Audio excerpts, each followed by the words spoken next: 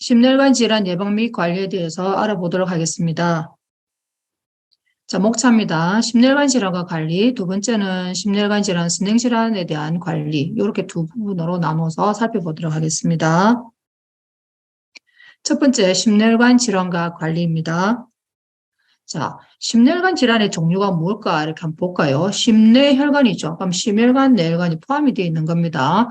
그러면 심혈관은 우리가 볼 때 심근경색, 협심증을 포함한 심장질환을 심혈관 질환이라고 보시고요.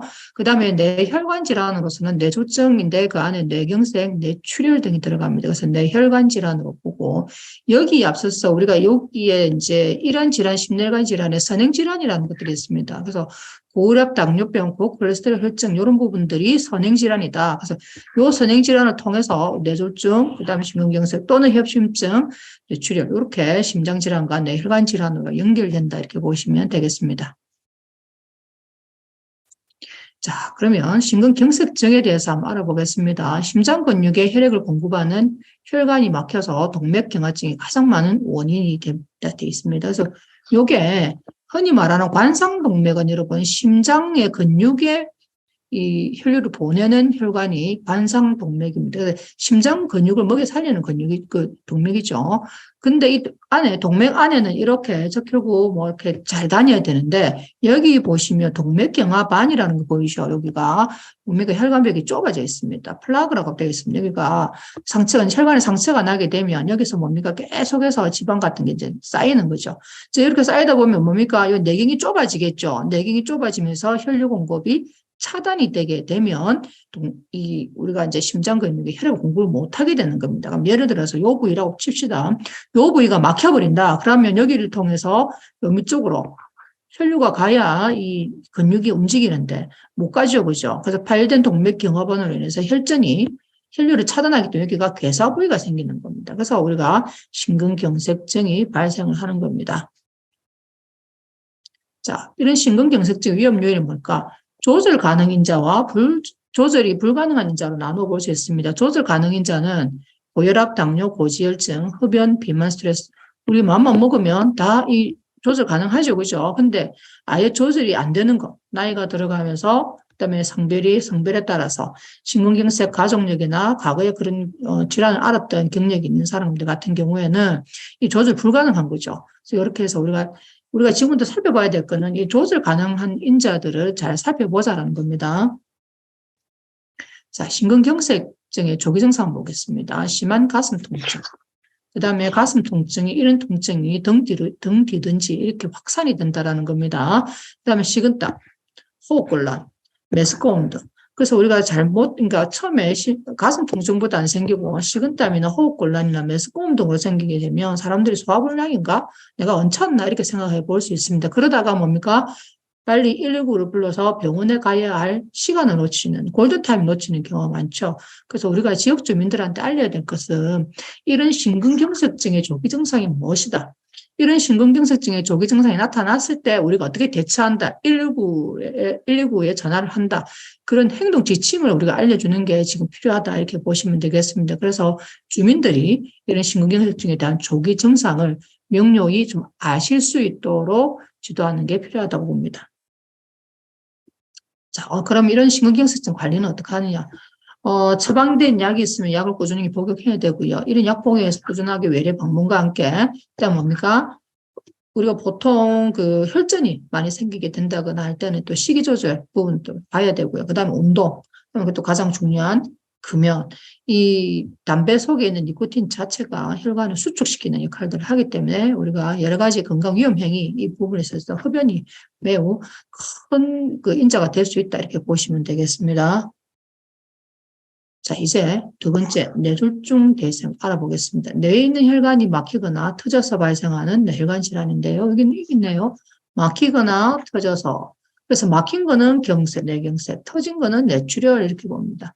우리나라가 그전에 혈압 관리가 제대로 안 될 때는 혈압이 190, 200까지 이렇게 막 되는 사람들의 수축혈압이 될 때는 뇌출혈 환자가 많았습니다. 하지만 지금은 선행질환 관리를 다 통해서 높은 혈압들은 다 관리를 하고 있기 때문에 요즘에는 다 식이나 운동이나 스트레스나 비만으로 인해서 뇌경색, 막혀서 오는 뇌졸중이 많다 이렇게 보시면 되겠죠. 여기 보면 막혀 있는 거 보이시죠? 근데 여기는 뭡니까? 터져서 출혈이 되어 있는 겁니다. 여기에 피가 고여 있는 부분들이 보이는 거죠. 그래서 우리가 혈관이 막히거나 터져서 발생하는 뇌혈관 질환, 뇌경색, 뇌출혈이 뇌졸중에 포함된다 보시면 되겠습니다. 자, 이런 뇌졸중의 위험 요인은 무엇인가? 좀 전에 심근경색증의 위험 요인이랑 같습니다. 그죠? 근데 여기에는 좀 조금 더 추가가 되는 거 있죠. 이상지질혈증, 그 다음 음주, 그 다음 운동구조, 이런 부분들이 조절 가능한 인자로 들어갈 수가 있고요. 그 다음에 조절 불가능 인자는 여기 있습니다. 나이나 성별, 뇌졸중 가족력 및 과거력이 뇌졸중의 위험 요인에 조절 불가능한 인자로 보실 수가 있습니다. 자, 이런 뇌졸중의 조기 증상은 무엇일까? 편측마비, 우리 한쪽이 마비되는 거죠, 그죠? 한쪽만 마비되는 거. 그다음 언어 장애, 말이 어눌해진다든지, 그다음 의식이 장애가 온다든지, 그다음 시각 장애라고도 하기도 하고 우리가 시야 장애라고도 합니다. 보이던 게 잘 복시가 보인다든지, 더블 블라인드 라이죠. 그다음에 이런 한 개로 안 보이고 두 개로 보인다든지 이런 시각 장애가 생길 수 있고, 그다음에 어지럼증, 그다음에 심한 두통인데 보통 뇌졸중으로 인해서 오는 심한 두통은 호소하기를 지금까지 살면서 이렇게 아픈 적은 없었다 할 정도로 심한 두통이 나타난다고 합니다. 그래서 일반적인 두통이 아니고 심한 두통이 지금까지 살면서 한 번도 겪어보지 못한 두통이었다. 그래서 우리가 뇌졸중의 조기 증상도 기억을 하시고, 이게 고혈압, 당뇨 내지는 고지혈증 환자 관리를 하실 때 그분들이 이게 선행질환이 되어서 뇌졸중이나 심장질환이 올 수 있기 때문에 이런 조기 증상이 어떻는지에 대해서 분명히 각인시켜 드려야 되고, 이런 증상 왔을 때 어떻게 된다? 119에 연락해야 된다라는 까지 연결을 하실 필요가 있겠습니다. 자, 뇌졸중의 생활습관 원리는 식이요법에서는 소금, 섭취 줄이고 콜레스테롤 줄이고, 그 다음에 건강한 식생활이 필요하겠죠. 그 다음 운동요법입니다. 운동요법은 너무 고강도로 운동을 하시게 되면, 지금 날씨가 이제 추운 계절에는 혈관이 안 그래도 수축되어 있는데, 그때 너무 이제 고강도로 운동을 하게 되면 혈관 수축이 더 이제 그러니까 외부 활동에서 그래서 그런 부분들 자제하시라 하고, 점차적으로 이제 조금 증가하는 것들이 필요하고, 그 다음에 본인의 컨디션에서 너무 오버되지 않도록 운동하는 게 필요한데, 그래서 가급적이면 매일 30분 이상, 일주일에 얼마 150분 이상은 운동을, 유산소 운동을 기본적으로 하실 수 있도록 안내해 주시고 있죠. 금연 실천이 반드시 또 필요합니다. 자, 이런 심뇌혈관 질환 예방 및 관리를 위한 우리 9대 생활 수치. 그래서 조기 증상을 알려드리고요. 조기 증상에 따라서 우리가 무엇을 지켜나가야 될 것인가에 대한 부분들입니다. 요건 우리가 앞에 살펴볼 때는 심혈관 질환과 심장 질환과 뇌혈관 질환을 따로 알아봤는데, 이제 뭡니까? 심뇌혈관 질환 예방 및 관리에 대한 9대 수칙에 대해서는 이게 이제 주민들이 9가지 이상을 9개를 정확히 인지하실 수 있도록 여러분들이 보건교육을 하실 때, 예, 심뇌관 질환 예방 및 관리를 위한 9대 생활 수칙이다. 근데 우리가 흔히 암 예방을 위한 10대 생활 수칙이 있거든요. 그런데 여기까지가 거의 6가지가 암 예방을 위한 생활 수칙과 중복이 됩니다. 그래서 우리가 이런 생활 수칙을 할 때 꼭 심뇌관 질환만이 아니고 암을 위해서도 이거 하다 보면 암도 예방된다고 알려주실 필요가 있겠죠. 그래서 담배는 피우지 않습니다. 맨 첫 번째 나옵니다. 술은 가급적 마시지 않습니다. 적당량 음식을 규칙적으로 골고루 섭취합니다. 규칙적으로 매일 30분 이상 운동하고, 여기는 요즘에 앉아있는 시간 줄이라 이런 말 많습니다. 그래서 오래 앉아서 생활하는 시간을 줄입니다. 그 다음에 적정한 체중과 허리둘레를 유지합니다.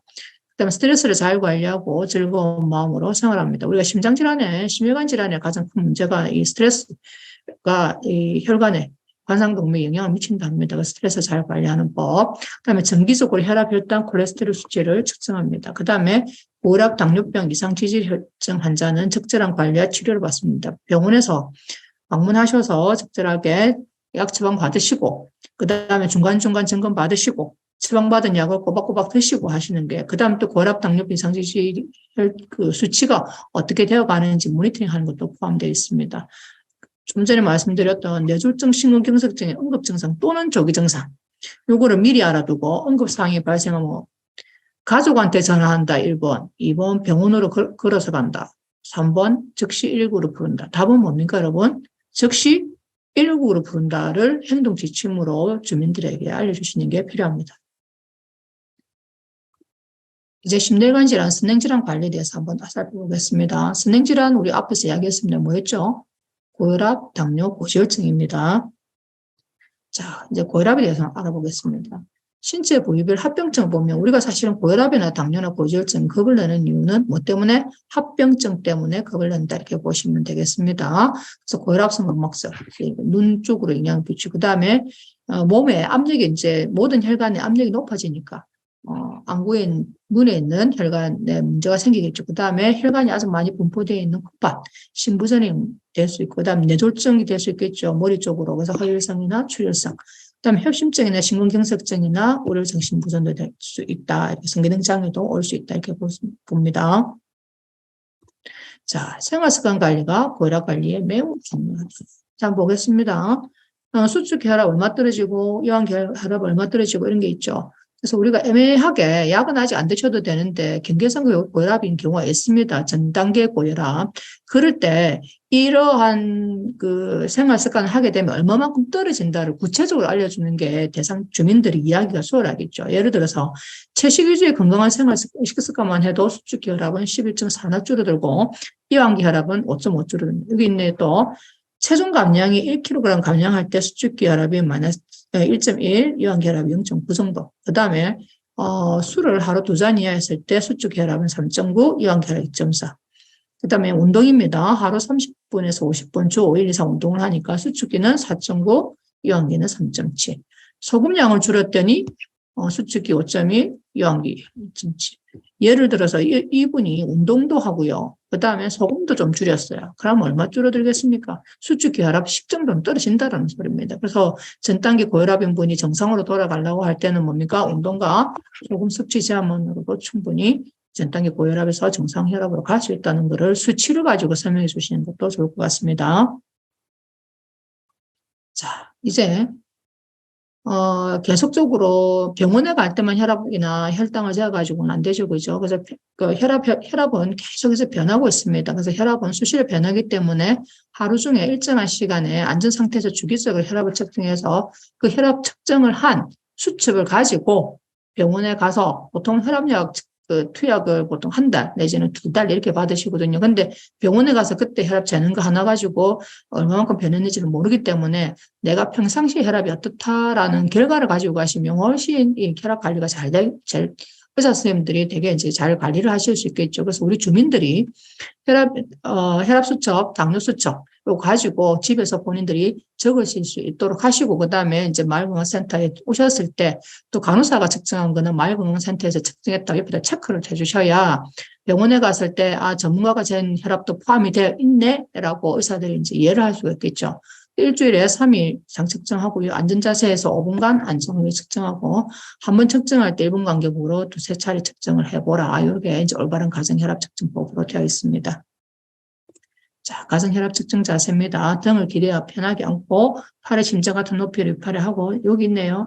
보통은 주민들이 귀찮아서 입은 옷 위에다가 막 혈압을 재는 경우가 있습니다. 그래서 맨팔이나 얇은 옷 위에 측정하도록 하고 혈압을 측정하도록 한 뒤에 2분 후에 동일한 방법을 한 번 더 측정하도록 한다. 이렇게 되어 있습니다. 그래서 혈압 측정 30분 전에 커피와 술, 담배를 피하기 왜 그렇게 했습니까? 이따 혈관을 수축시키는 영향을 미치기 때문에 혈압에 영향을 미칩니다. 그래서 혈압 측정 30분 전에는 커피, 술, 담배는 하지 않는다. 이렇게 되어 있습니다. 그 다음에 혈압 측정 1~2시간 전에는 운동도 피한다. 이렇게 되어 있습니다.